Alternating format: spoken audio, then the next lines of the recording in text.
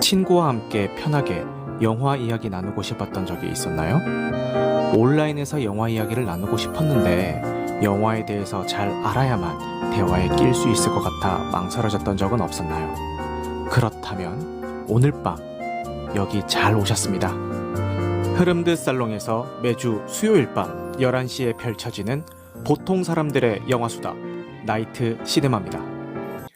안녕하세요. 당신의 밤이 온통 영화가 되는 곳 보통 사람들의 영화수다 나이트 시네마입니다. 오늘 다룰 작품은요. 벨파스트입니다. 제94회 아카데미 작품상, 감독상, 각본상 등 7개 부문에 노미네이트가 되었던 작품이고요. 그동안 정액제 OTT에서는 서비스가 되지 않고 있었는데 지난주에 넷플릭스를 통해서 드디어 서비스를 시작한 기념으로 한번 다뤄보도록 하겠습니다. 스포일러 감상 후기 토론회는요, 매주 수요일 밤 11시에 오디오 토론 플랫폼인 흐름드 살롱에서 진행이 되고 있고요. 오픈되어 있는 온라인 공간에서 진행하는 만큼 누구나 참여하실 수가 있습니다. 단, 캐스트로 청취하시는 분들은 온라인 녹음의 특성상 스피커 분들의 환경에 따라서 음질 차이가 발생할 수 있다는 점 양해 말씀 부탁드리겠습니다. 그리고 바쁘신 분들은요, 1.2배속이나 1.25배속으로 청취하셔도 무방하니까요, 참고 부탁드리겠습니다. 그리고 추천과 구독은 큰 힘이 됩니다. 잘 부탁드리겠습니다. 그럼 바로 줄거리 소개 한번 시작을 해보겠습니다. We all have a story to tell. But what makes each one different is not how the story ends, but rather the place where it begins. 맑은 날이면 골목에 나와 음악과 함께 춤을 추고 해질녘엔 큰 소리로 아이들을 불러서 저녁을 먹는 모두가 서로의 가족을 알고 아끼던 1969년의 벨파스트. 종교 분쟁은 벨파스트 사람들을 불안과 공포에 빠뜨리고 가족과 짝사랑하는 소녀 그리고 벨파스트의 골목이 전부였던 9살 버디의 세계는 흔들리기 시작합니다. 천주교와 개신교의 갈등으로 가족의 안전이 위협을 받게 되고 마침내 삶의 일부이자 하나였던 벨파스트를 떠나야 할 것인지 그 기로에 선 이들의 모습을 통해 가족의 사랑과 유대 그리고 시대의 낭만과 변화의 순간들을 드라마틱하게 그려내고 있는 1969년의 벨파스트에 오신 것을 환영합니다. 네, 먼저 벨파스트의 기본 정보부터 한번 살펴보고 가시겠습니다. 앞서 소개드렸던 줄거리와 기본 정보는 나무 위키와 다음 영화가 출처임을 밝히겠습니다. 자, 배우이자 감독이신 케네스 브래너 감독님이 메가폰을 잡으셨고요. 국내에서는 2022년 3월 23일에 12세 이상 관람가로 개봉이 되었습니다. 근데 조금 재밌는 게 케네스 브래너 감독님이 토르 1편도 이제 감독을 하셨잖아요. 그래서 요 벨파스트 영화를 보시다 보면은 주인공인 버디가 토르 코믹스 책을 읽는 장면이 잠시 이스트에거로 나오고 있습니다. 그리고 오프닝과 엔딩 그리고 작품 속에서 나오는 영화나 연극 외에는 모두 흑백으로 제작이 되었고요. 왜 흑백으로 굳이 제작을 했을까에 대한 여러 가지 해석들이 있는데 그 중에서 조금 오피셜하게 밝힌 해석이라고 하면은 흑과 백처럼 개신교파와 천주교파 이렇게 어느 편에 설지 선택하도록 강요받았던 그 당시 벨파스트인들의 현실과 그 현실에 얽매이지 않으려는 자유로운 이상의 대조를 표현하고 싶어서 이렇게 흑백으로 제작을 했다고 합니다. 그래서 오프닝 씬이랑 엔딩에 나오는 그 현대 장면에서는 또 이렇게 컬러로 쓰이고 있죠. 영화나 연극 같은 것도 컬러로 쓰이고 있고 나머지 이제 과거의 이야기가 진행되는 부분들은 다 흑백으로 이제 연출이 되고 있습니다. 근데 이렇게 막 되게 어려운 말로 막 흑백을 쓴 이유들에 대해서 설명을 해놨는데, 저는 사실 저렇게까지 깊게 생각할 그 깜냥까지는 아니고, 정말 직관적으로 받아들여서 그냥 보통 우리가 영화나 드라마나 이런 데서 좀 과거를 회상하거나 할 때 흑백으로 바꾸는 기법들은 어디서나 여러 영상 매체에서 많이 쓰이는 그런 기법이잖아요. 그렇다 보니까 이제 관객들도 과거를 이제 표현할 때는 흑백으로 하는 거에 조금 익숙해져 있기 때문에 뭔가 제작하는 입장에서 과거 이야기를 다루고 있다라는 거를 좀 명시하고도 싶고, 그리고 이걸 보고 있는 관객들도 좀 당신의 그 옛날 고향은 어땠나요? 라는 그런 질문을 좀 건네기 위한 그런 장치로 그냥 생각을 했고, 저는 제가 이런 장치로 생각한 만큼 이런 제작진의 흑백 의도는 저한테 너무나도 적중을 해가지고 보는데 진짜 옛날 생각 너무 많이 나서 좀 몇몇 장면에서 좀 울컥해가지고 눈물도 막 흘리면서 보고 막 그랬거든요.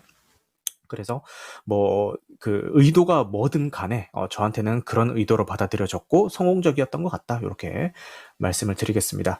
그리고 특이한 게 북아일랜드인 가족이 이제 주인공이잖아요. 그런 것답게 배우의 대부분이 북아일랜드 출신으로 구성이 되어 있습니다.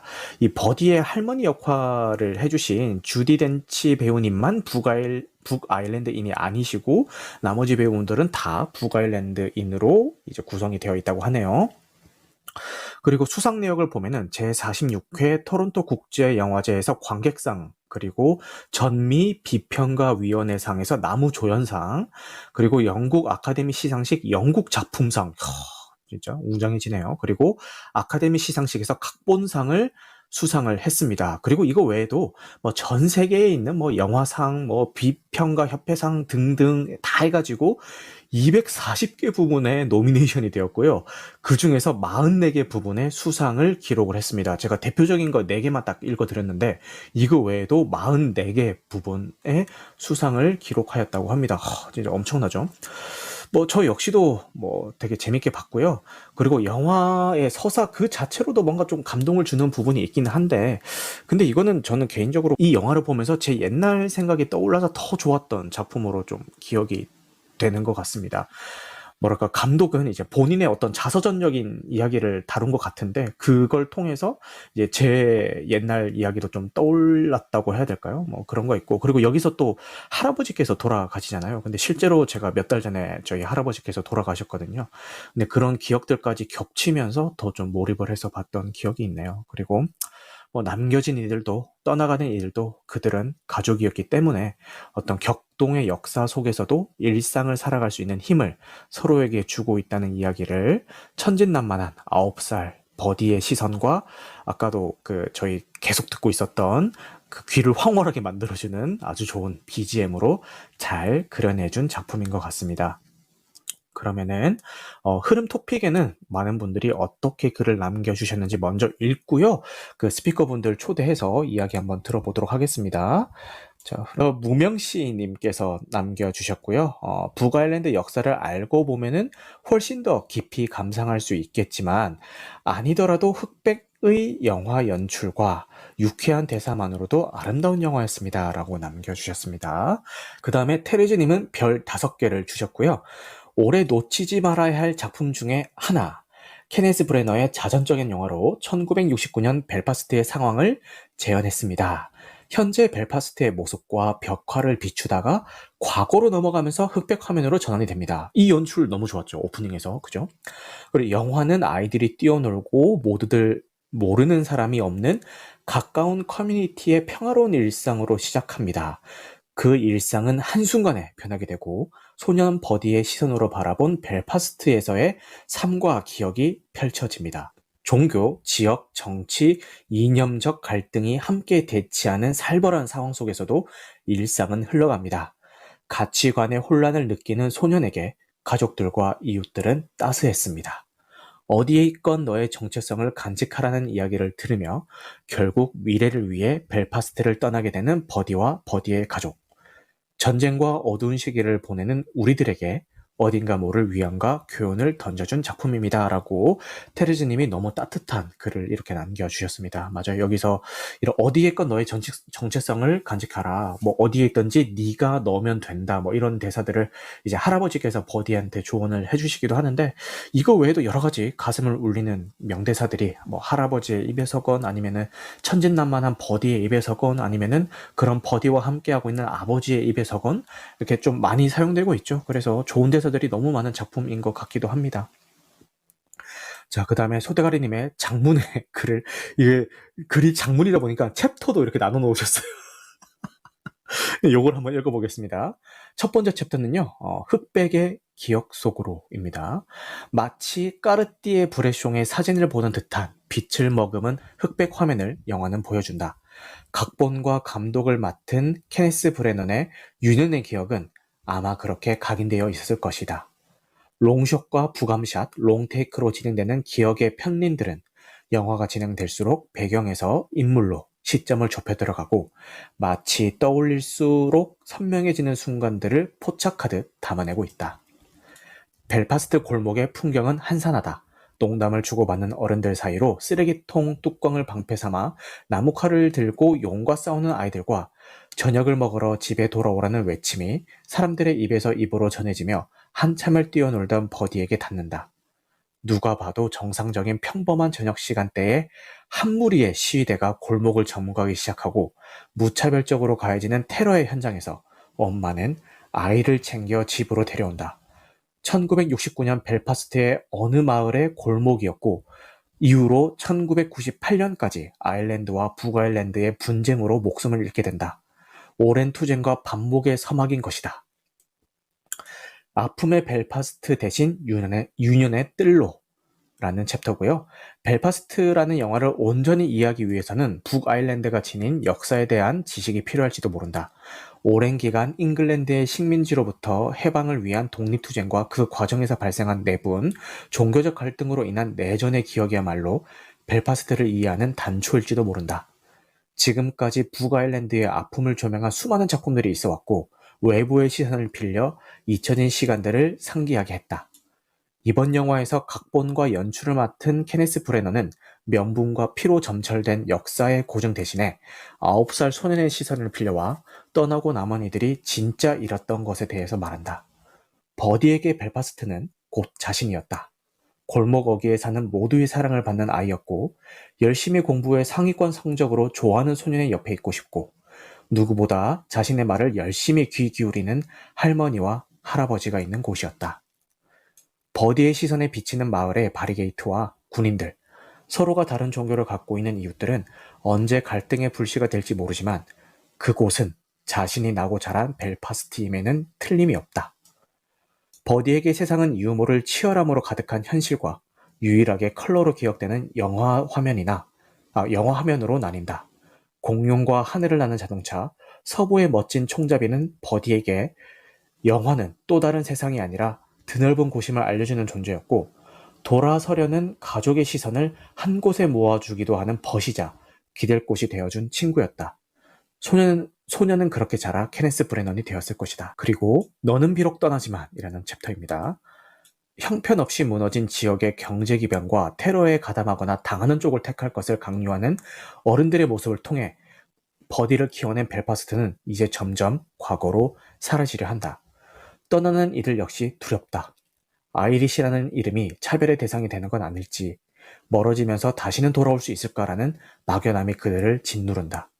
이제는 내 편이 아니면 적이라는 이웃과 함께 더 이상 함께 살아갈 방법이 없는 이들은 결국 떠남을 택하게 되고 버디의 네 식구 역시 영국으로 이주를 결심한다. 버디의 든든한 친구이자 조력자였던 할머니와 할아버지는 그들을 묵묵히 응원하고 할아버지는 버디에게 마지막 인사를 전한다. 네가 누구인지 알면 돼. 여기선 모두 다 너를 안단다. 네가 어딜 가든 무엇을 하든 그건 변하지 않는 사실이란다. 이 말은 곧 영화의 주제의식이 될 것 같다. 아일랜드를 떠나 있어도 아일랜드에서 나고 자란 자신이 남아서 너를 추억할 이들이 여기 있다는 사실을 잊지 말라는 메시지일 것이다. 영화 속 배우들의 캐스팅을 할머니 역의 주디 덴치를 제외한 대부분을 아일랜드 출신으로 채웠다고 전해진다. 이들은 자신 혹은 부모 세대들로부터 그 정서를 이어받았을 것이다. 그러니 할아버지의 저 말은 단순한 대사로 끝나는 것이 아닌 자신들의 정체성 그 자체가 될지도 모른다. 여전히 우리는 우리의 길 마지막 챕터입니다. 영화의 오프닝 시퀀스는 현재의 벨파스트를 보여주며 시작한다. 지난 시간들을 거쳐 만들어진 모습의 과거를 되새기는 방식으로 문을 연다. 그때 폭력과 탄압, 차별이 만든 것은 아무것도 없다. 그저 파괴하고 소멸시킬 뿐이었다. 세상의 평화를 불러오는 것들은 두서없이 펼쳐지듯 흩뿌린 아이들의 말과 서정과 역사를 품은 유년의 기억들이다. 그 마음의 바탕에는 어떠한 상황에서도 자식을 위해 저녁을 준비하던 어머니의 사랑이 녹아있다. 세상 모든 분쟁지에서 총부리가 서로를 향할 때 그 기억을 떠올리길 바란다. 누군가의 자식이자 이웃이었음을, 스스로를, 인간을 인간답게 만들어주는 아이들의 웃음소리에 미소 짓는 우리이길 바라본다. 라고 긴 후기를 남겨주셨습니다. 아이고, 소대가리님 너무너무 감사합니다. 자, 그럼 이렇게 흐름 토픽에 남겨주신 후기들도 한번 읽어봤으니까요. 이제 이 자리에 와주신 분들을 모시고 본격적으로 어떻게 보셨는지에 대해서 이야기를 한번 청해 듣도록 해보겠습니다. 소대가리님이 오셔서 좀 많은 썰을 풀어주실 줄 알았거든요.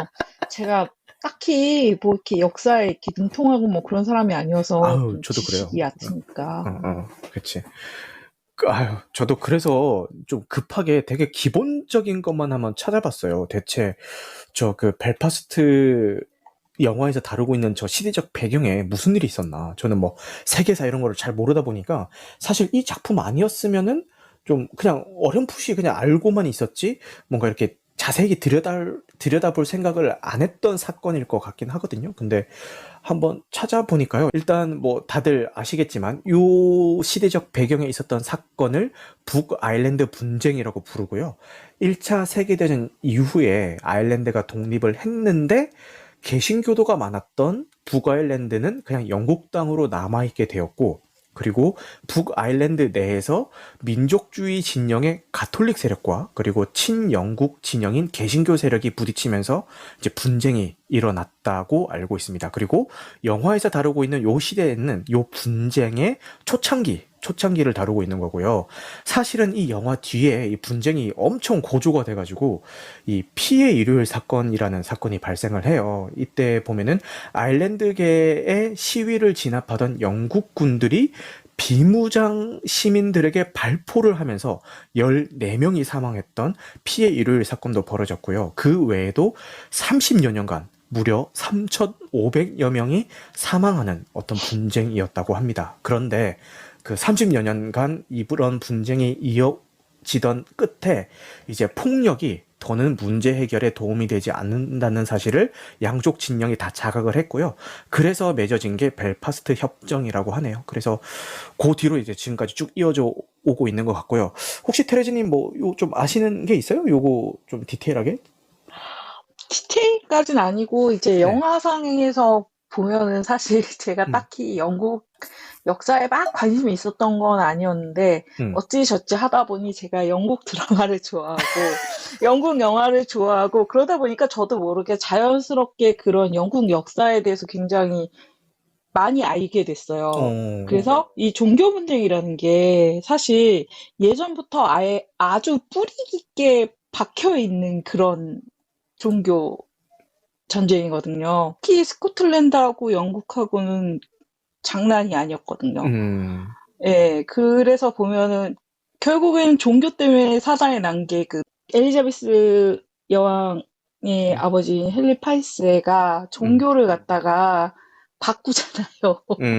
결혼을 하기 위해서 이혼을 하고 결혼을 하기 위해서 그러면서 이제 더 나중에 종교 갈등이 가장 큰 문제가 되는 상황을 가져오게 된 계기 중에 하나죠. 그게 계속해서 꾸준히 그 해묵은 것들이 풀리지 않고 계속해서 쌓여오고 계속해서 터졌다가 안 터졌다가 종교 문쟁부터 시작해서 아무튼 영국은 굉장히 역사적 복잡한 부분이 많아요. 제가 지금 좀 머리가 안 돌아가서 다 설명드리기는 좀 그렇고 아무튼 그렇습니다. 네. 그래서 보면은 영국 드라마 중에 더 크라운이라고 넷플릭스에 있는데 거기서도 이제 그 관련한 내용들이 나와요. 네.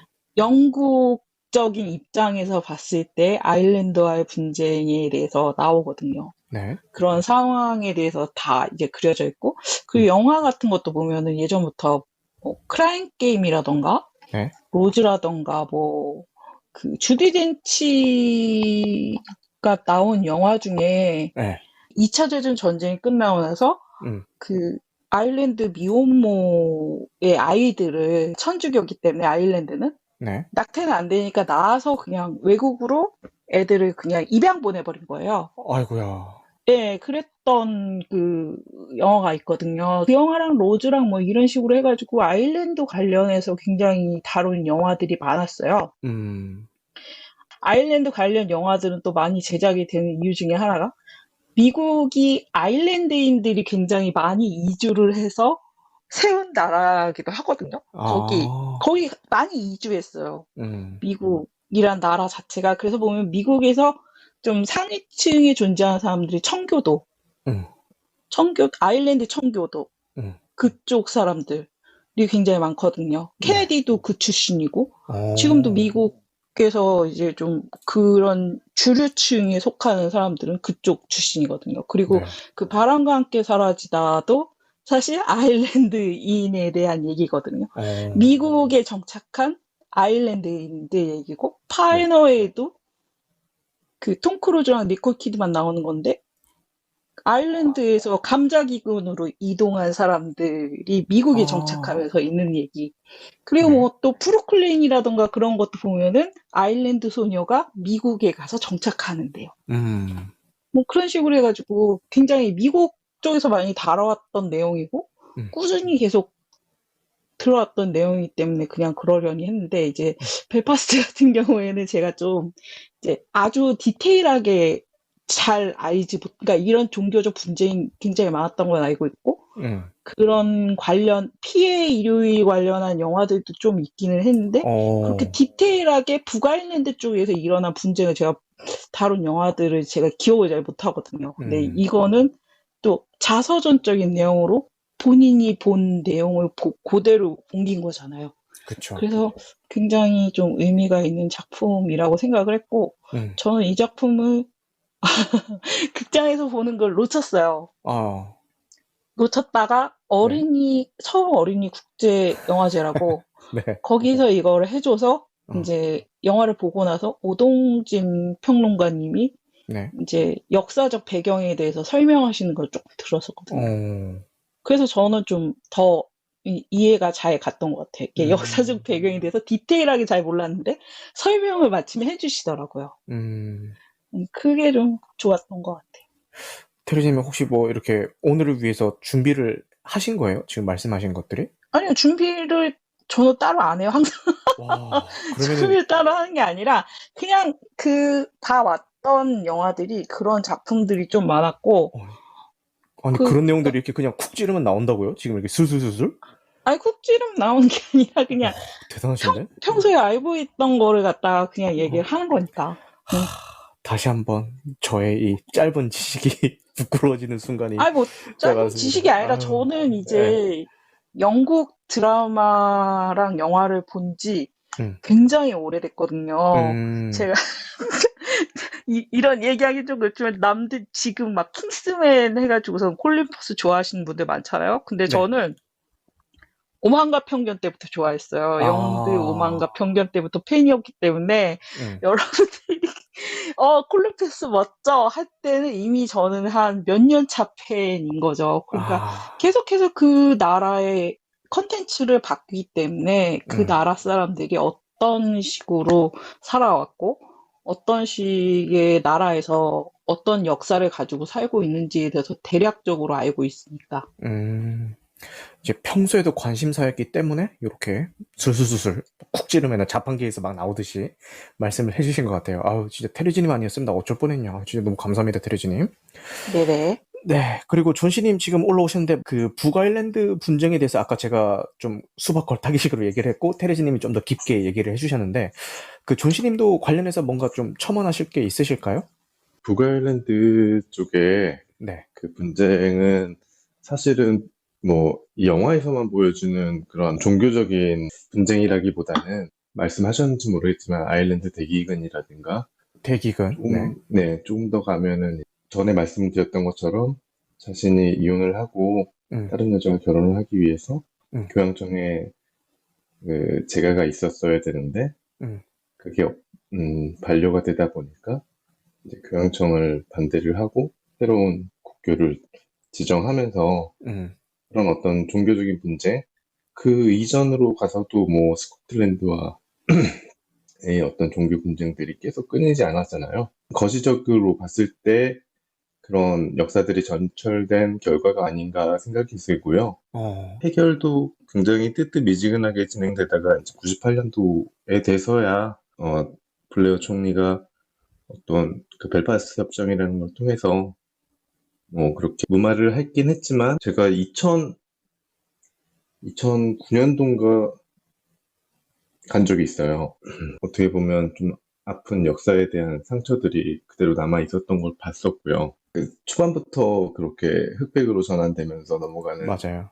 시퀀스라든가 네. 이런 것들이 굉장히 별거 아닌 것 같고 어떻게 보면 되게 국한된 한 나라 한 도시에 국한된 이야기고 어떻게 보면 한 사람에 대해 국한된 이야기잖아요. 네.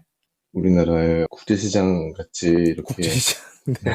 국제시장이라든가 아니면 뭐 헐리우드의 포레스트 검프처럼 네네. 조금 더 이렇게 막 픽션을 가미해서 이렇게 흥미 위주로 만들지 않고 좀 약간은 코믹스럽지만 그래도 그때 당시의 현실에 대해서 잘 보여주는 영화 같다는 생각이 들었어요. 이렇게 존씨님의 후기도 한번 들어봤고요. 네, 테르즈님 마이크 푸셨는데 하실 말씀 있으실까요? 네. 이 영화를 보면서 되게 놀랐던 게 이제 아버지, 어머니 패션. 패션이 너무 이렇게 세련되고 모던한 느낌이 들어가지고 네. 찾아봤거든요. 그랬더니 이제 어머니는 좀 그 60년대 풍인데 그 60년대에 뭐라고 그래야 될까? 그 브리짓 바르도라던가 좀 그 프랑스의 여배우 같은 느낌이 들고 아버지 같은 경우에 말론 브란도를 모델로 완성해가지고 그렇게 이제 모델로 해가지고 의도를 해서 그렇게 의상을 제작을 했다고 그래요. 어떻게 보면 살벌한 일상 속에서도, 상황 속에서도 그 두 분이 되게 멋있게 춤을 춘다거나 그 재즈 음악에 맞춰서 그 시대의 낭만을 즐기고 있는 그런 모습도 이제 일상의 모습 중에 하나로 이렇게 그려내는 모습이 저는 좀 인상적이었거든요. 맞아요. 네. 네. 음악이 좋으셨다고 했잖아요. 저도 그 재즈 음악이라던가 뭐 이렇게 다양한 음악들이 나오는데 재즈 음악에 굉장히 마음이 많이 갔었거든요. 진짜. 예. 그리고 뭐 보면은 왜 아일랜드 사람들한테 뭔가 마음속에 그 노래처럼 남아있는 마음속 가슴속에 이렇게 담아두고 있는 노래라고 오데니 보이 맞죠? 그거 이렇게 나오는데 너무 좀 저도 뭉클하더라고요.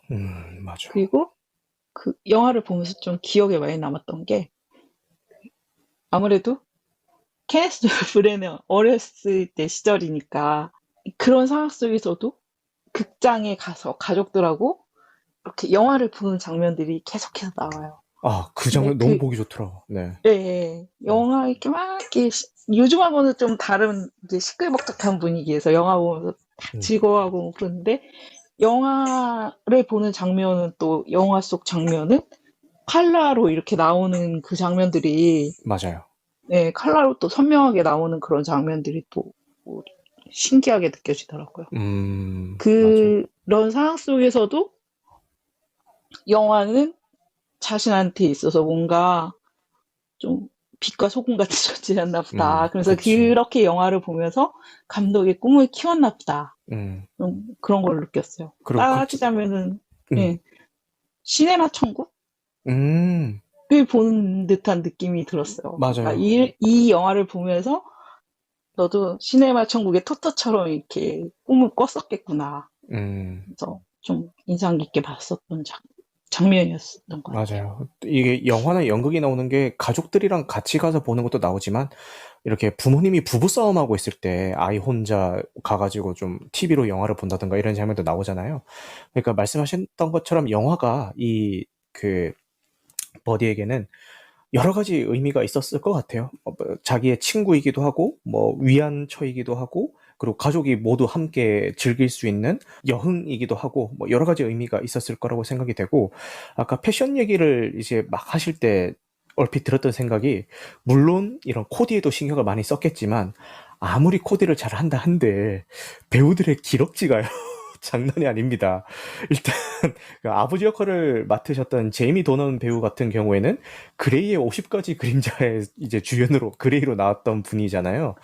그 역할이 아무나 못하는 역할이잖아요. 너무 되게 치명적인 어떤 매력을 가지고 있는 그런 아우라를 풍기는 사람만이 할 수 있는 배역인데 그 역할도 너무 잘 해주셨고 그리고 이 영화 중간중간에도 이 제이미 도넌의 어떤 상반신만 좀 클로즈업해서 비춘다든가 단독샷을 받을 때 야, 너무 잘생겼는데? 라는 생각이 계속 이제 들더라고요. 물론 옷도 옷이지만, 그 정도로 좀 옷도 좋았지만, 옷걸이도 너무 좋았다라는 생각이 들고, 그리고 어머니 역할을 맡으셨던 카이트리오나 발페 같은 경우는 제가 이제 포드 벌세스 베라리에서 이제 크리스천 베일의 아내 역할로 나왔을 때 이제 저는 처음 봤어요. 근데 사실은 더 먼저 나왔던 게 넷플릭스에서 지금 서비스되고 있는 드라마 아일랜드라는 드라마 테레지님 혹시 아세요? 이게 저희 와이프의 인생 드라마입니다. 인생 드라마라서 같은 장면만 막 몇 번을 막 돌려봐요. 와이프가 맨날 막 하면서. 예, 근데 좀 시도 때도 없이 약간 19금 장면이 나오니까 이제 공공장소에서 보실 때는 좀 조심하셔야 되고요. 어쨌든 여기 나오는 뭐 남자 주인공이 막 너무 막 이렇게 남성미 넘치게 막 나와가지고 와이프가 막 눈에 하트 뿅뿅이 돼가지고 계속 이렇게 보는데 어쨌든 거기에 여자 주인공으로 나오시는 분이세요. 이제 거기서도 좀 열연을 해주시는데 포드 벌세스 페라리에서도 되게 현명하고 조금 지혜로운 아내 역할로 나왔는데 요 벨파스트에서도 비슷한 역할로 나와주신 것 같고요. 그리고 이분이 키가 엄청 크세요. 키도 크고 막 기럭지도 되게 우월하신 분이셔서 이분 역시 이렇게 그런 패션들을 잘 소화하신 게 아닌가라는 생각도 듭니다. 네. 아니, 근데 네. 저는 진짜 제이미 도넌 있잖아요. 네. 제이미 도넌이 연기를 그렇게 잘하는지 몰랐거든요. 그쵸. 사실 맞아요. 그 전까지는 뭐 딱히 이렇게 연기가 뛰어나다는 작품이 보이지 않았잖아요. 제가 이분 나오는 작품을 많이 안 본 게 아니거든요. 생각보다 꽤 봤어요. 근데 네. 보면서 그레이에서 봤을 때 사실 연기 그렇게 잘한다는 생각 안 들었고 뭔가 케미가 안 맞는다. 좀 전 그 생각했거든요. 그래서 둘 다 예쁘고 잘생기고 선한 선수인데 뭔가 케미가 없어. 전 좀 그렇게 생각을 해가지고 이 연기를 그렇게 잘하는 배우라는 생각 안 했는데 이 벨파스트를 보면서 이 사람이 자기한테 딱 맞는 역을 맡지를 못해서 그런 거구나. 좀 그런 생각을 했었어요. 지금 필모를 쭉 보니까 말씀하신 것처럼 그레이 말고는 크게 뭐 이름을 알린 작품이나 이런 거는 좀 안 보이네요. 저도 조금 의외였던 게 너무 잘생기고 연기도 잘하니까 당연히 좀 좋은 작품에 많이 참여하셨겠거니 생각을 했는데 말씀하신 것처럼 생각보다 막 그렇게 많이 보이지는 않네요. 그 테레즈님은 요거 보시면서 기억에 남는 대사가 있으셨나요? 제가 쓴 글 중에 있는 대사가 할아버지가 하셨던 네 정체성을 잃지 말라. 아일랜드인의 정체성을 잃지 말라고. 너 어디에 가든 너는 너다. 라고 얘기하시는 점. 맞아. 전 인상 깊었어요. 맞아. 저도 그 대사도 너무 인상 깊었고, 그리고 이제 다른 곳에 갔을 때, 이제 사람들이 내 말을 못 알아들으면 어떡해요? 라고 걱정하는 버디한테 할아버지가 괜찮단다. 나는 50년을 할머니랑 살고 있는데, 할머니 말 못 알아듣는다고. 그 얘기하셨다고도 너무 웃겼고. 그리고 할머니가 이제 버디한테 용돈 주면서 할아버지 돈도 내 돈이야 하면서 용돈 주잖아요. 그 다음에 이제 나오는 게 아빠가 이제 버디 과자를 이제 뺏어 먹으면서 네 과자도 내 거야 라고 하니까 버디가 막 아니 대체 그게 무슨 소리야 막 이러면서 막 짜증내는 장면이 있는데 그 장면도 너무 귀여웠던 것 같고 그리고 저는 이 좀 제일 기억에 남았던 대사가 이거 좀 별거 아니긴 한데 그 나중에 그 마트를 털잖아요. 테러를 해가지고. 근데 버디는 진짜 악의로 거기에 참여하는 게 아니라 뭐 어쩌다 보니까 이렇게 휘말려가지고 되게 순수한 마음에 막 사람들이 전부 다 뭐라도 챙겨 막 이러니까 그렇게 눈에 보이는 그 세제를 딱 집어서 세제. 네, 엄마한테 갔는데 엄마가 너무 놀래가지고 너 지금 그거 뭐야? 라면서 이제 묻는데 엄마가 얘기한 그게 뭐야는 너 대체 그거 어떻게 들고 온 거야? 그거 대체 어디서 난 거야? 약간 이런 질문이었는데 버디는 그거를 곧이곧대로 받아들여서 이거 효소 세제라고 하면서 너무 천진난만한 얼굴로 그 왜 슈렉 고양이 눈빛 있잖아요. 그 네, 눈빛을 맞아요. 해가지고 그 얘기하는데 장면 전에 나오잖아요. 그 네, 효소세제 네. CF가 나오잖아요. 아, 맞아, 맞아. 재밌었어요. 맞아, 재밌었어요. 그래서 이거 좀 음. 코미디인가라는 생각이 많이 들었어요. 맞아. 그러니까 나름 이렇게 유머도 잘 살렸어요. 진짜. 음. 그리고 유머 중에 하나도 또 이제 할아버지가 애가 이제 수학 시험 잘 치고 싶다고 하니까 숫자 음, 애매하게 써가지고 제출해서 나중에 우기라고 막 하잖아요. 그런 그래서 것도 2등이 있고. 되죠. 맞아, 맞아.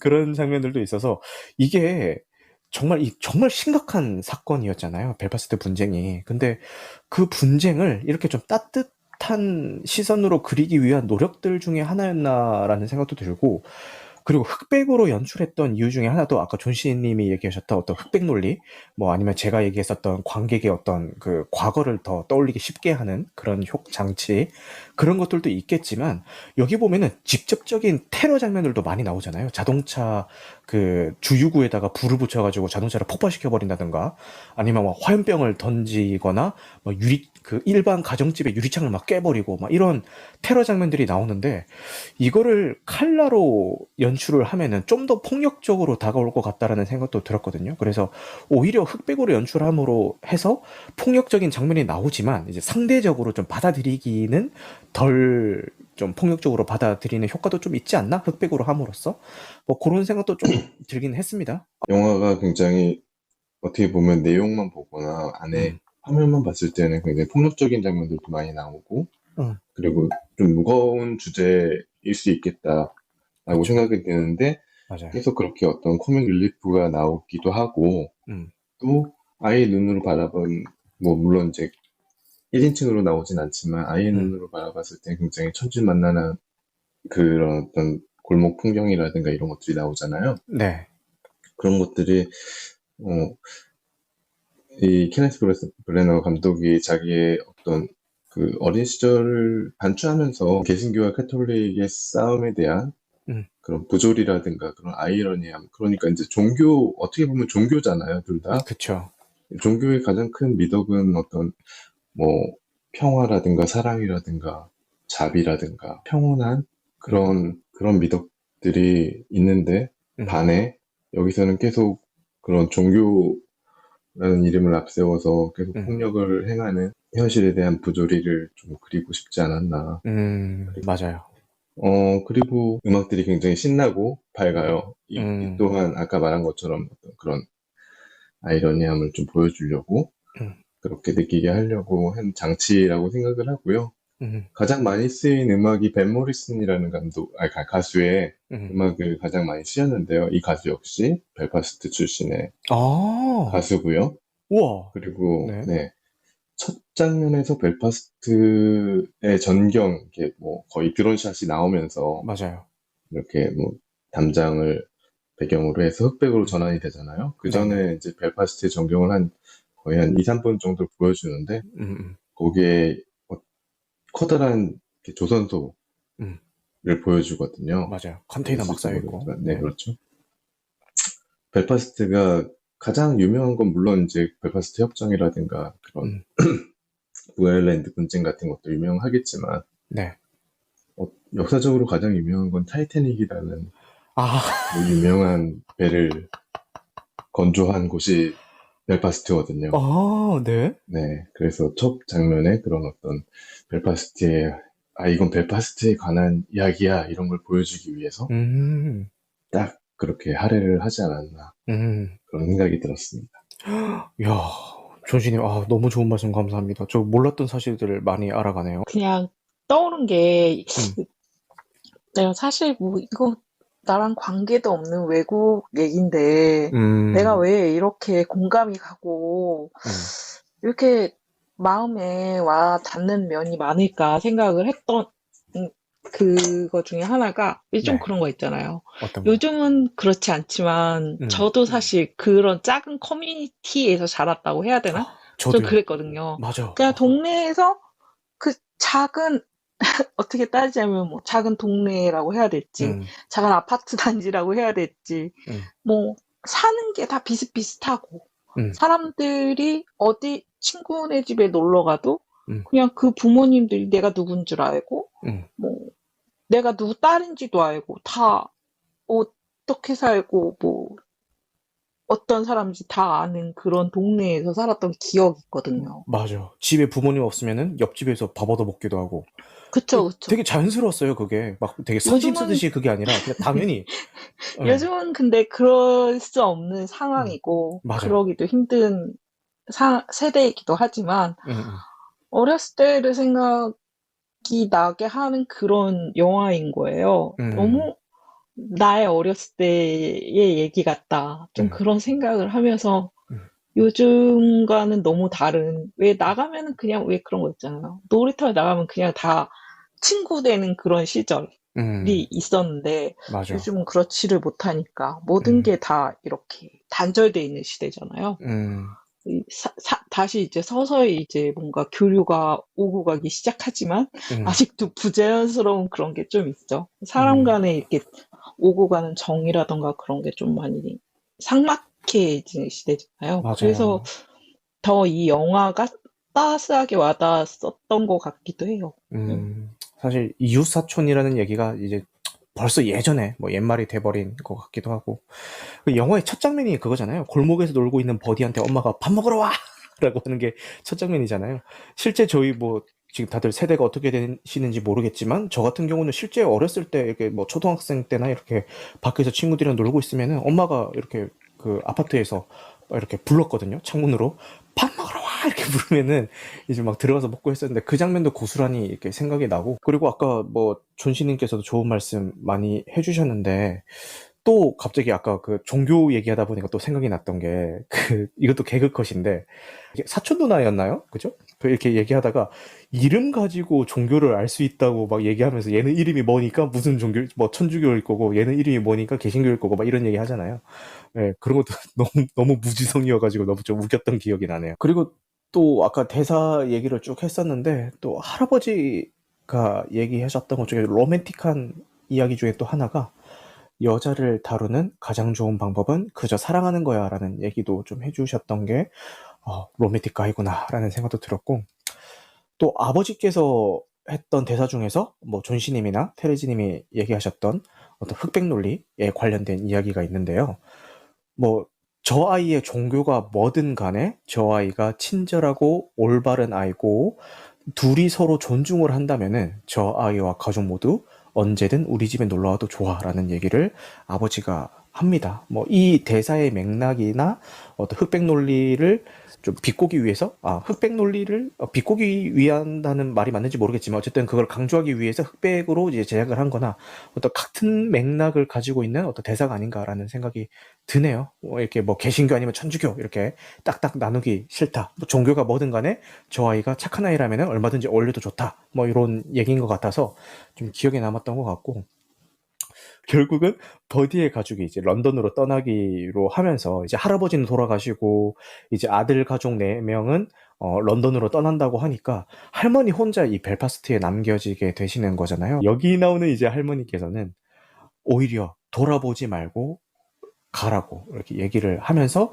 이 주디 덴치 배우의 얼굴을 완전 화면 가득히 클로즈업을 하면서 이제 영화가 끝이 나게 되죠. 야, 그 장면이 뭔가 좀 짠했던 것 같아요. 이게 좀 더 짠했던 게, 주디 덴치 배우가 되게 세련되게 늙으신, 나이를 드신, 배우세요. 뭐 어떤 007에서 M 역할로 나올 때도 그렇고, 되게 세련된 배우인데, 이 영화는 좀 유독 좀 이렇게 진짜 할머니 같이 주름도 많이 좀 이렇게 연출을 하신 것 같고, 뭐 대사 톤이라든가 이런 것들을 정말 할머니 같이 이렇게 묘사를 했단 말이에요. 근데 그러신 분의 얼굴이 클로즈업이 되면서 돌아보지 말고 가라고 얘기를 하신다는 게 뭔가 그 할아버지께서 돌아가시기 전에 남겼던 아까 테레지님이 말씀하셨던 어디에 가도 너 자신만 잃지 않으면 된다라는 대사와 겹치면서 좀 더 감동 있게 다가온 게 아닌가라는 생각이 듭니다. 네.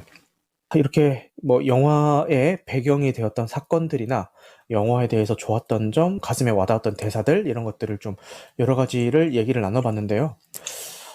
저는 마지막으로 조금 하고 싶었던 얘기가 그 버디 역할을 맡았던 아역 배우가 연기를 너무 잘해요. 너무 잘하고 생긴 것도 되게 귀엽게 생겼는데 놀랍게도 이 영화가 데뷔작이라고 합니다. 그래서 야, 이게 데뷔작이야? 라는 생각이 들며 야, 좀 미래가 촉망된다라는 생각을 하면서 봤던 것 같고 네. 일단 저의 마지막 이야기는 여기서 마무리 짓도록 하고요. 좀 다른 얘기는 마무리 멘트 하면서 좀 더 추가적으로 하도록 하겠습니다. 그러면은 이제 끝으로 우리 테레제 님께서 이 작품에 대해서 못다 하신 이야기가 있다면은 마지막으로 자유 발언 기회 드릴게요. 저는 영화에 대한 얘기는 다 한 것 같고요. 네. 그냥 주디 린치 배우가 난 있으니까 제 최애 배우 중에 하나라서 그냥 그쵸. 이제 얘기를 드리자면 굉장히 젊었을 때 모습 보면 굉장히 이렇게 톰보이처럼 생긴 얼굴이에요. 음. 약간 보이쉬한 느낌도 들고 되게 이렇게 사랑스럽게 생긴 외모를, 그러니까 정말 고양이처럼 생긴 그런 얼굴을 갖고 계신 분이거든요. 네. 그래서 이제 보면은 초반부에 보면 제임스 아이보리의 이제 전망 좋은 방이라던가 해가지고 시대극 쪽으로 이제 좀 많이 나오셨어요. 근데 그러면 가도 이제 아까 얘기했던 M, 007의 M. M으로 나오셨던 이제 배우시기도 하고 네. 어떻게 보면 빅토리아 여왕 전문 배우기도 해요. 그렇지. 빅토리아 여왕 역으로 이제 중년의 빅토리아 여왕을 연기하기도 했어요. 미세스 브라운 해가지고. 이미지가 너무 맞아요. 네, 남편 이제 죽고 나서 이제 중년의 미망이 된 빅토리아 여왕 역을 했었고, 이제 빅토리아 여왕의 말년에 또 연기한 작품이 또 있는데, 빅토리아에는 압도를 해가지고, 여왕 전문 여배우인가 싶을 정도로 이제 영국을 대표하는 배우이기도 하고요. 네.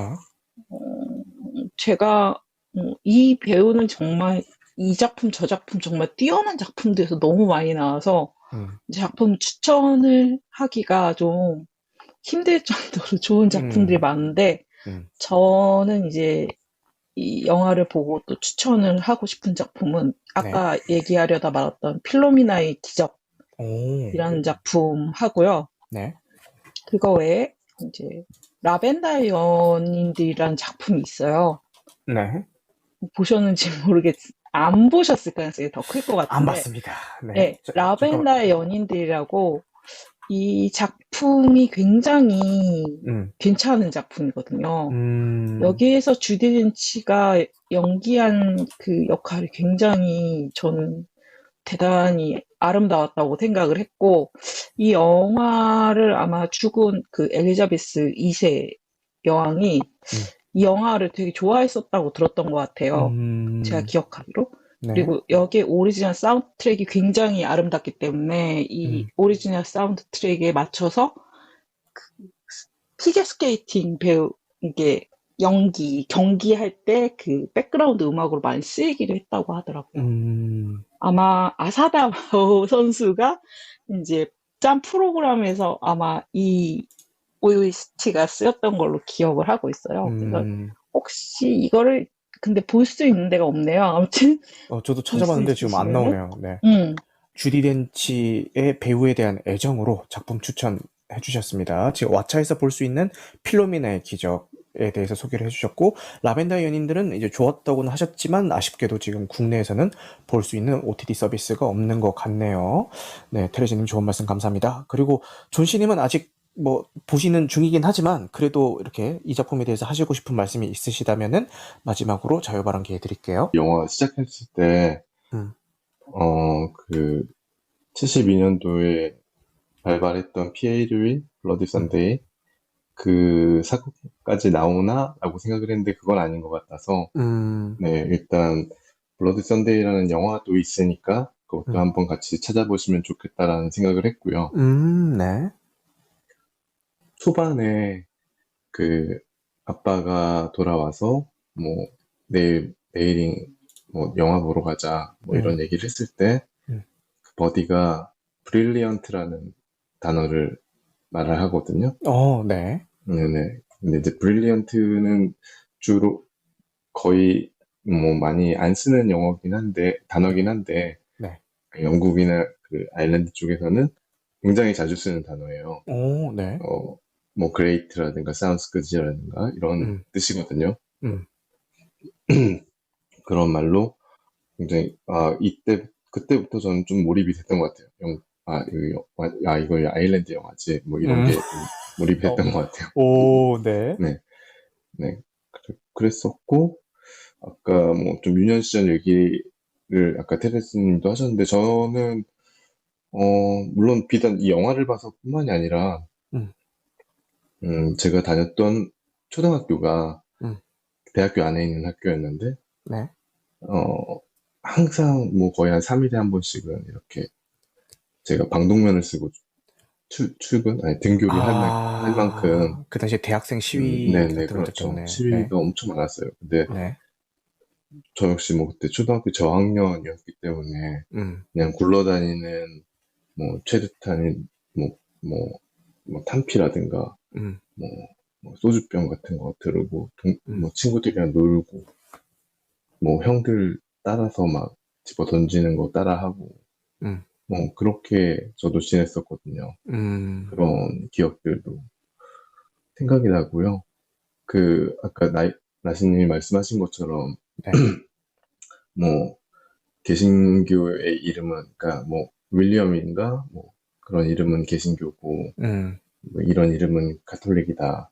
음, 뭐, 이렇게 얘기했던 것도 굉장히 코믹스럽게 얘기는 했지만, 음, 우리나라도 마찬가지고, 특히 미국도 마찬가지고, 음, 메카시즘이 발발했을 때는 맞아, 생긴 게 빨갱이다, 뭐 말투가 빨갱이다, 맞아, 그런 것들도 많이 생각나서, 같은 이런 흑백 영화이긴 한데, 굿나잇 앤 굴럭이라는 영화가 있어요. 네. 메카시즘을 다룬 영화인데, 그 영화도 한번 조심스럽게 추천해 봅니다. 아, 나 소름 돋았어.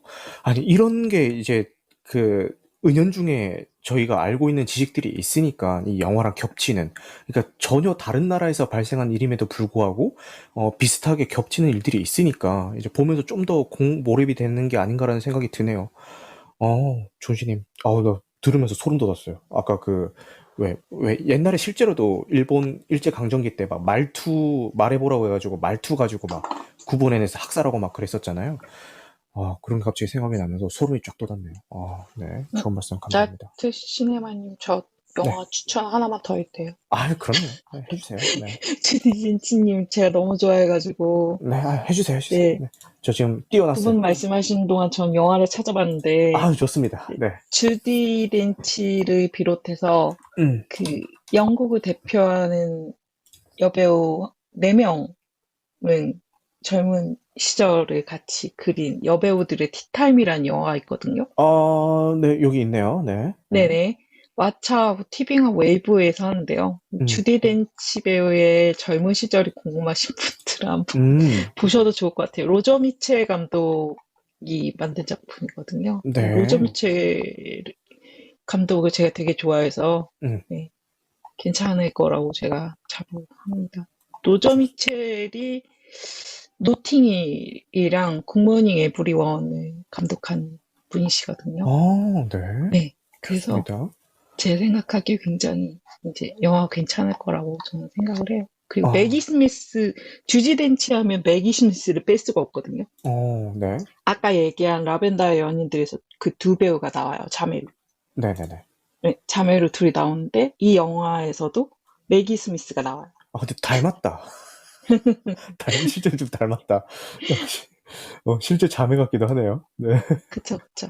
네. 그래서 예, 좋습니다. 추천드립니다. 좋습니다. 여배우들의 티타임 티빙 왓챠 쿠팡 플레이에서 보실 수가 있고요. 필로미나의 기적은 웨이브 왓챠 네이버 시리즈 온에서 보실 수가 있습니다. 네. 좋은 작품 추천 감사합니다. 자, 그럼 오늘 마무리 멘트 하고 오늘 이 시간 정리해 보도록 할까요?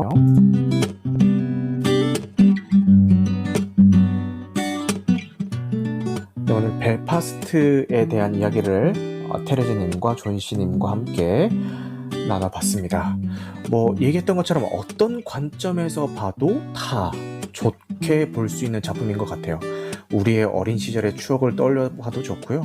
그 당시의 시대상을 생각하면서 보셔도 좋고요. 아니면은 그 당시의 시대상으로 들여다볼 수 있는 우리의 시대상에 대해서 떠올려 보는 것도 좋은 것 같습니다. 어떤 방법으로 보든 모두 만족스럽고 재미있고 따뜻하게 보실 수 있는 작품인 것 같으니까요.